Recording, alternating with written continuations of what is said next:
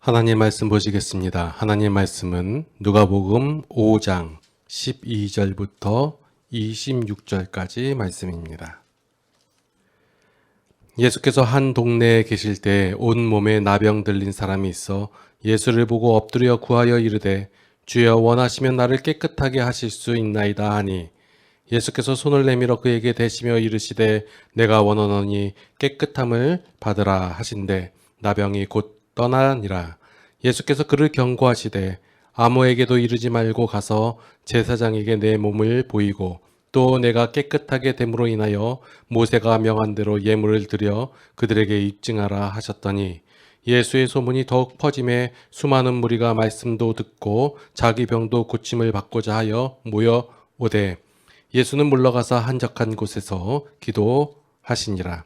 하루는 가르치실 때에 갈릴리의 각 마을과 유대와 예루살렘에서 온 바리새인과 율법 교사들이 앉았는데 병을 고치는 주의 능력이 예수와 함께 하더라. 한 중풍병자를 사람들이 침상에 메고 와서 예수 앞에 들여놓고자 하였으나 무리 때문에 메고 들어갈 길을 얻지 못한지라. 지붕에 올라가 기와를 벗기고 병자를 침상째 무리 가운데로 예수 앞에 달아내리니 예수께서 그들의 믿음을 보시고 이르시되 이 사람아 내 죄 사함을 받았느니라 하시니 서기관과 바리새인들이 생각하여 이르되 이 신성 모독하는 자가 누구냐 오직 하나님 외에 누가 능히 죄를 사하겠느냐.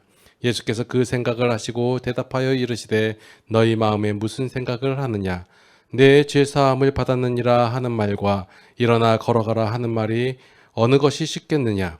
그러나 인자가 땅에서 죄를 사하는 권세가 있는 줄을 너희로 알게 하리라 하시고 중풍병자에게 말씀하시되 내가 내게 이르노니 일어나 내 침상을 가지고 집으로 가라 하시매 그 사람이 그들 앞에서 곧 일어나 그 누웠던 것을 가지고 하나님께 영광을 돌리며 자기 집으로 돌아가니 모든 사람이 놀라 하나님께 영광을 돌리며 심히 두려워하여 이르되 오늘 우리가 놀라운 일을 보았다 하니라.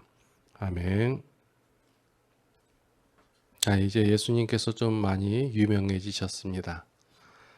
자, 예수님께서 병자들을 고치시고 귀신을 내쫓는다는 소문이 이제 온 갈릴리를 넘어서 예루살렘까지 퍼졌던 것 같아요.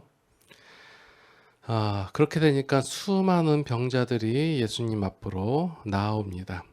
예수님 이전에도 병자들이 있었고 귀신 들린 사람들도 있었고 배고픈 사람들도 존재를 했었습니다.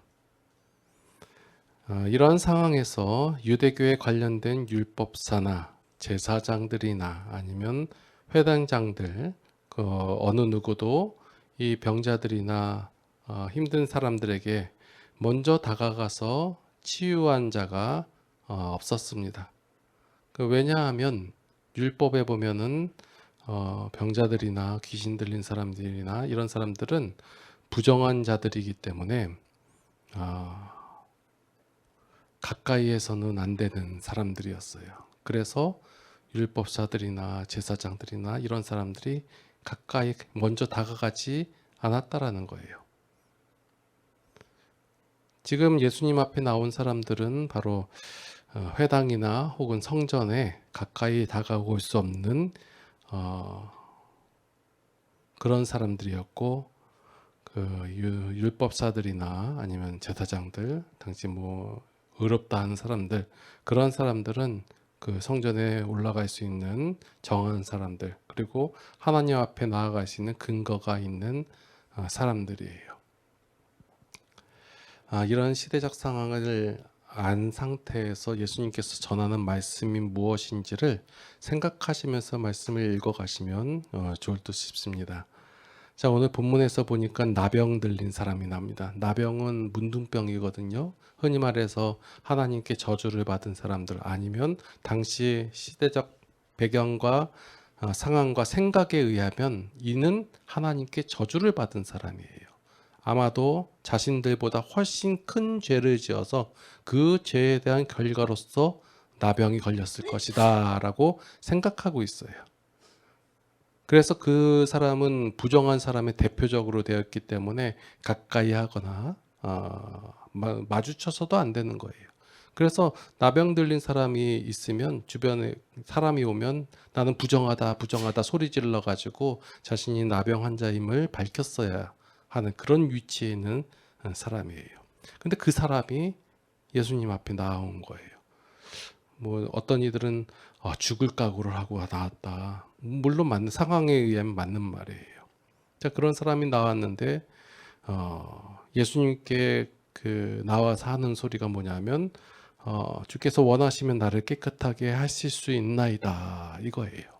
자, 이걸 보고 어떤 이들은 이 사람이 겸손하다, 예수님을 높여드렸다. 아니에요.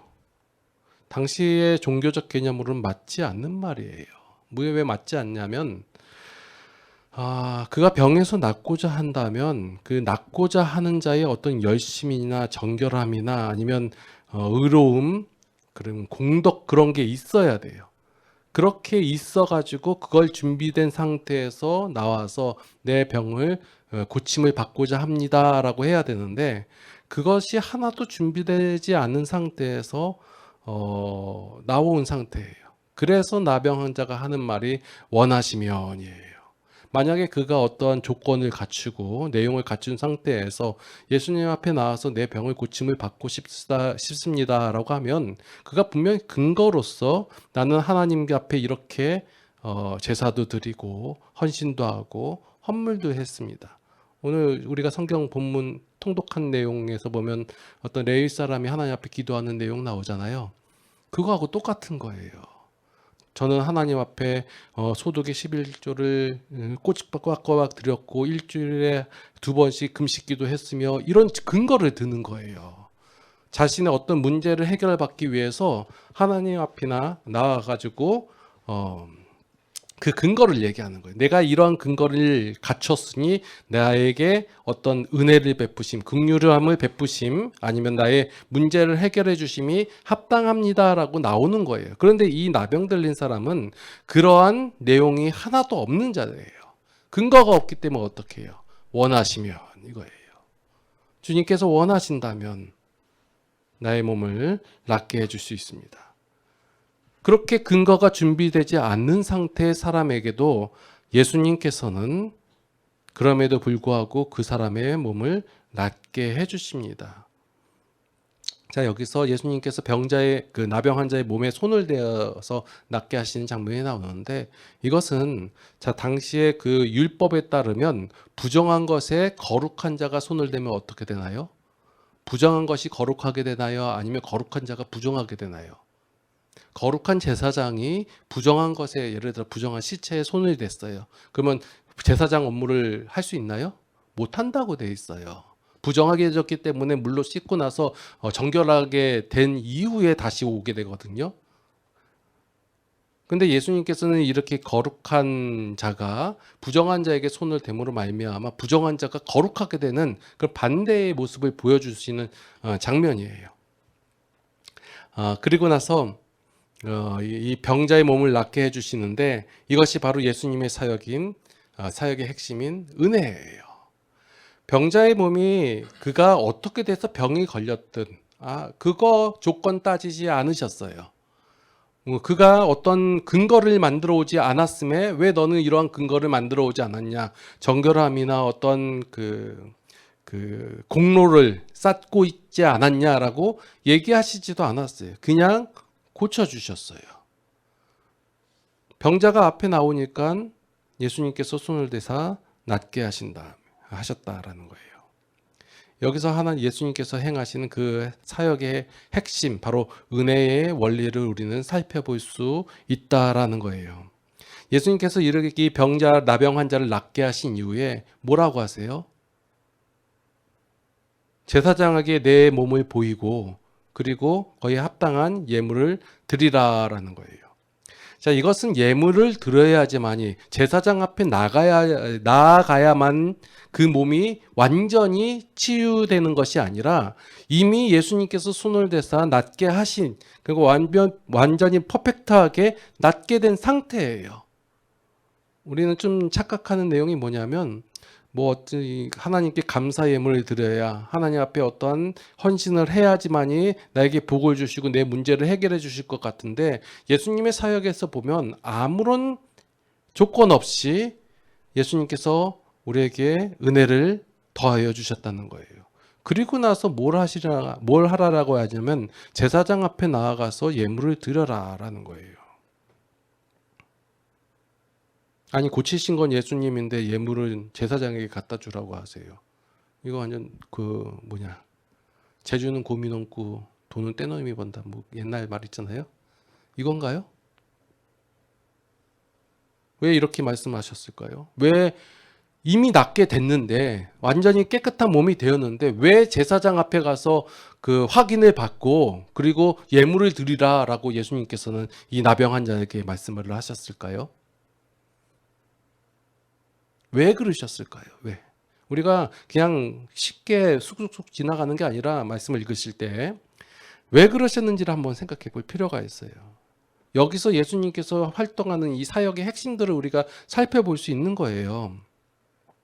당시에는 종교가 일상을 지배하는 그런 시대였어요.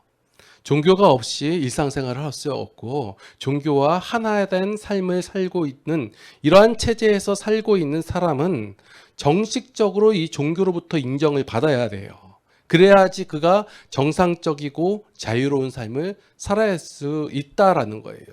율법에 보면 나병 환자가 깨끗하게 되고 치유가 됐을 때는 제사장의 확인필증 이게 있어야 돼요. 그래서 그가 깨끗함을 인정을 받고 나서야 그 바깥 그 물이 바깥에서 살고 있다가 그 도시 안으로 들어올 수 있는 자격이 생기거든요. 아무리 깨끗함을 받고 정상적으로 되고 건강함을 다시 되찾았다 할지라도 제사장이 확인해주고 확인필을 안 해주잖아요. 그는 그 무리 안으로 들어올 수 없는 그러한 시대적 환경 속에서 살고 있었단 말이에요. 그래서 예수님께서 제사장 앞에 가서 확인을 받고 이제 네가 앞으로 사람들과 함께 그 사회 가운데서 자유롭고 행복한 삶을 살으라는 거예요. 이게 예수님의 배려하심이에요.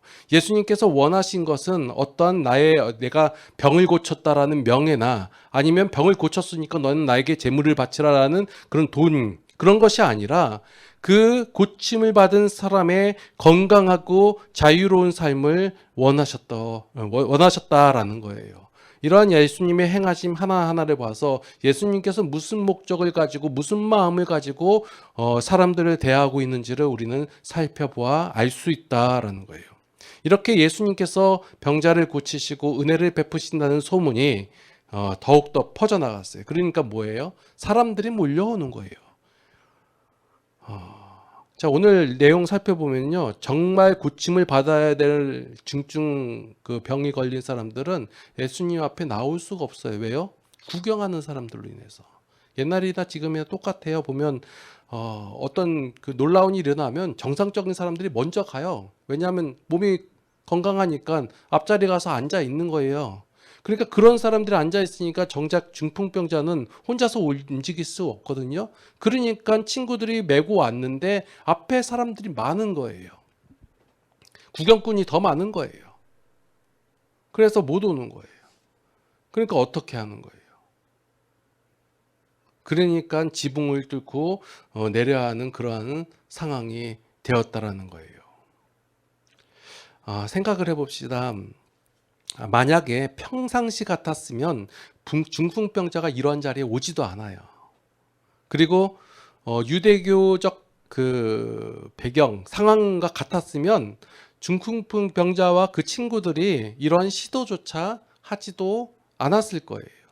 그러니까 예수님에 대한 소문이 아니었다면 그러니까 그 소문이 무엇이냐면 이분은 아무것도 요구하지 않는다. 어떤 정결 예식을 요구하지도 않고 어떤 헌신도 요구하지 않고 어떤 그 공로를 쌓지 않더라 할지라도 그냥 고치시더라. 이 소문이 돈 거예요. 그러니까 이 중풍병자가 예수님 앞에 나올 수 있는 거예요.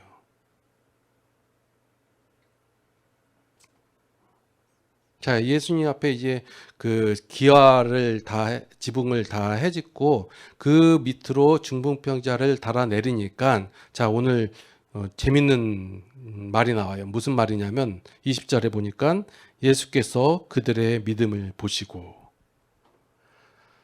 자, 누가복음 시작해서 처음으로 믿음이란 단어가 나온 거예요. 우리에게 익숙한 이 믿음이란 단어, 그 기독교인, 아니 종교인이라면 누구나 다 중요시 여기는 이 믿음이라는 단어가 나오는 거예요. 자, 믿음을 보시고 갑자기 무슨 말이에요? 지금까지 예수님께서 행하시던 것과는 다르게 말씀하시는 거예요. 믿음을 본다라고. 이 믿음이란 단어는 그 전에 유대교적 그 사회에서 그 종교관에서 쓰이지 않는 말이에요.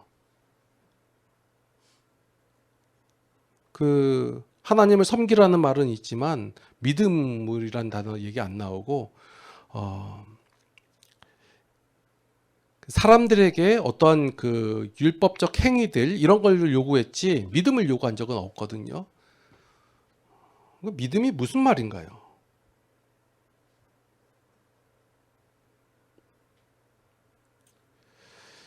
당시 유대교에서 사용하지 않는 단어인 믿음을 예수님께서 사용하니까 믿음이 새로운 대안, 새로운 조건으로 여긴 것이 지금 현재의 교회의 현실이다라는 거예요.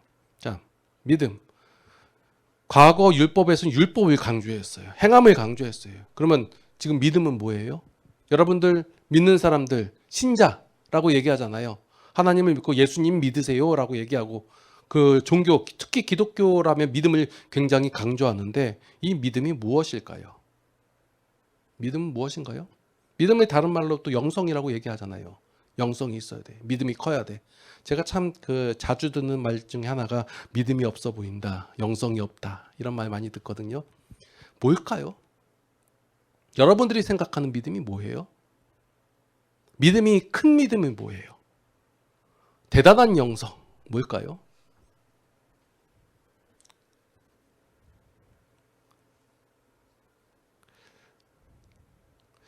이 믿음에 대한 얘기를 하려면 우리가 먼저 믿음의 조상인 아브라함 얘기를 해야 되거든요.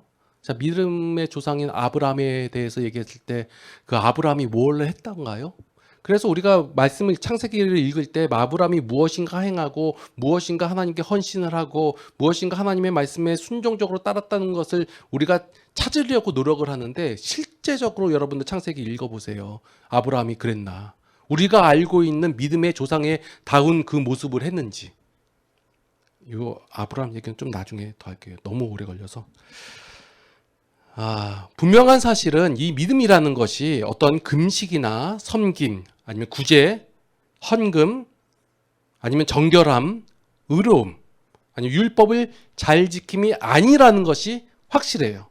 왜냐하면 믿음을 보시고 있는데 이 앞에 있는 이 중풍병자와 그의 친구들을 보면 믿음이 없어요. 믿음, 여기 우리가 생각하는 그 지금 말한 금식이나 성기 이런 것이 없었단 말이에요. 그것이 아닌데 믿음을 받다라고 하거든요. 이 믿음이라는 것이 앞서서 말한 금식이나 섬김, 구제, 헌금, 정결함, 의로움 이런 율법을 잘 지키는 것이 아니다라는 그 사실은 예수님 앞에 지금까지 나와왔던 사람들을 보면 이런 것들을 요구하지 않으셨다예요. 그러니까 믿음이 이러한 것이 아니다라는 사실은 확실해요. 그러니까 여러분들 신앙생활하면서 믿음이 있다, 믿음이 중요하다 할 때 기도를 얼마큼 했냐, 금식을 얼마큼 했냐, 헌금을 얼마큼 했냐, 봉사를 얼마큼 했냐, 성김을 어떻게 했냐, 아니면 교회 365일 살았냐, 아니면 목사님을 얼마나 존중히 여기고 그의 말씀에 순종했는가, 이것이 아니다라는 사실은 확실하다라는 거예요. 그냥 믿음을 얘기할 때 이런 것을 얘기하면 안 돼요. 예수님께서는 그때 이 사역을 하시는 와중에 이러한 것들을 요구하시지 않으셨어요. 만약 예수님께서 무엇인가를 보시고 난 후에 치유해야 되나 안 해야 되나 이런 것을 결정한다면 앞에 나온 이 사람들은 모두 다 예수님께로부터 치유함을 받을 수가 없다라는 거예요. 앞서서 치유한 사람들이나 오늘 믿음을 보시고라고 말한 이 중풍병자와 그의 친구들을 그러니까 동일하게 예수님께서는 치유를 해주셨다라는 거예요. 그래서 예수님의 사역의 원리는 언제 어디서나 누구에게나 동일하게 은혜로 주신다라는 거예요. 그러니까 여기서 믿음을 보시고라는 표현은 실제로 예수님께서 그들에게 믿음이 있었다라는 그들에게 믿음이 있었다는 걸 보셨다 그런 의미가 아니라 내용상으로는 그들에게 볼 것이 하나도 없었다라는 거예요. 그러니까 그것에 대한 다른 표현으로서 믿음을 보셨다라는 거예요. 자, 보시면 예수님 앞에 나온 사람들은 하나님 앞에 내세울 것이 하나도 없는 사람들이에요. 그러니까 그들이 무엇을 했는지 공적이 하나도 없는 것이고 헌신도 없고 순종함도 없는 사람들이에요. 그런 사람들, 아무것도 없는 사람들에게 그들에게 뭐가 필요해요? 은혜가 필요하잖아요. 그 은혜가 필요한 것을 아시는 예수님께서 그러니까 너희들에게는 이제 그 은혜가 필요하다. 아무런 대책이 없다. 그러니까 아무것도 안 봐도 된다라는 표현으로서 믿음을 보시고예요. 지금 좀 말을 제가 조금 더 말씀을 드릴게요.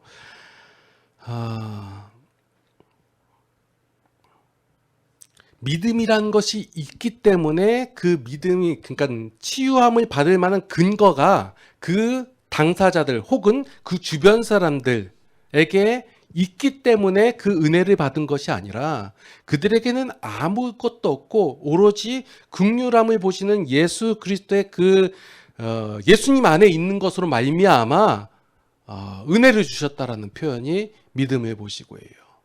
그러니까 우리가 믿는다, 믿음이 크다, 영성이 있다 이런 것은 그 영성이 있는 믿음이 있는 그 당사자에게서 그 근거가 있는 것이 아니라 예수님께 그 근거가 있기 때문에 아무것도 없다는 사실을 알기 때문에 반응조차 나올 것이 없다는 사실을 알기 때문에 예수님께서 은혜로 주신다는 표현이 믿음을 보시고다예요. 우리가 우리의 믿음으로써 주님 앞에 나아갑니다라고 말하는데 그 믿음의 근거가 우리한테 있는 것이 아니라 하나님께 예수님께 있다라는 거예요. 그런데 우리가 말씀을 잘 곡해하고 이해하지 못하고 잘못 해석하고 원래 알고 있던 대로 이해를 하니까 그 믿음조차도 하나의 조건 대안으로서 받아들인다라는 거예요. 과거에 그 유대교회에서 하나님 앞에 나갈 때 예물을 들고 나가고 헌신을 들고 나가고 어떠한 공로, 업적 이런 것을 들고 나갈 때 그걸 갖지 못한 그대로 행하지 못한 자들이 그것에 대한 대안책으로서 믿음을 들고 나오는 것이 아니다라는 거예요. 그러니까 교회 안에서 내가 믿음이 있다라고 얘기할 때 나는 하나님 앞에 충성도 못하고 헌신도 못하고 그랬지만 나는 믿음이 있어. 그게 아니다라는 거예요.